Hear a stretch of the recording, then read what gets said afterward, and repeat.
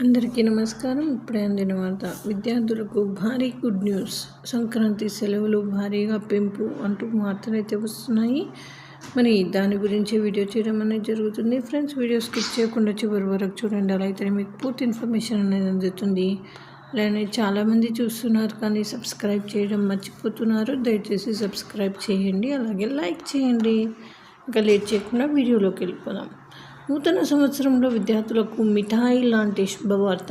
కొత్త ఏడాది మొదటి నెలలోని ఆదివారాలు కాకుండా ఏకంగా 9 సెలవులు వచ్చాయి.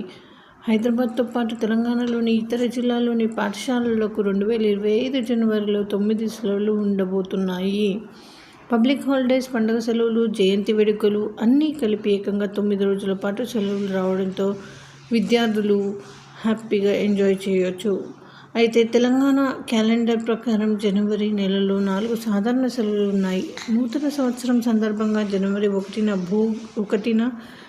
భోగి పండుగ నేపథ్యంలో జనవరి 13న, సంక్రాంతి సందర్భంగా జనవరి 14, గణతంత్ర దినోత్సవం నేపథ్యంలో జనవరి 26న సెలవులు ఉన్నాయి. ఈ సెలవుల్లో హైదరాబాద్తో పాటు తెలంగాణలోని ఇతర జిల్లాల్లోని అన్ని పాఠశాలలు మూసివేయనున్నారు. ఆదివారాలు సాధారణ సెలవులు కాకుండా మరో 3 ఆప్షనల్ హాలిడేస్ని తెలంగాణ ప్రభుత్వం ప్రకటించింది. హజరత్ అలీ జయంతి సందర్భంగా జనవరి 14న, కనుమ నేపథ్యంలో జనవరి 15న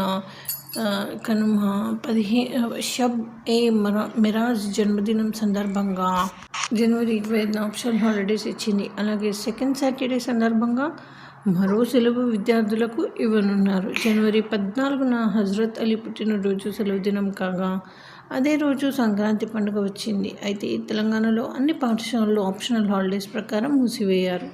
అయితే షబ్ ఏ మిరాజ్ జయంతికి మైనారిటీ పాఠశాలలకు మాత్రమే సెలవు ఇవ్వనున్నారు. దీంతో ఆదివారాలు కాకుండా ఏకంగా 9 రోజులు విద్యార్థులకు సెలవులు వచ్చినట్లయింది.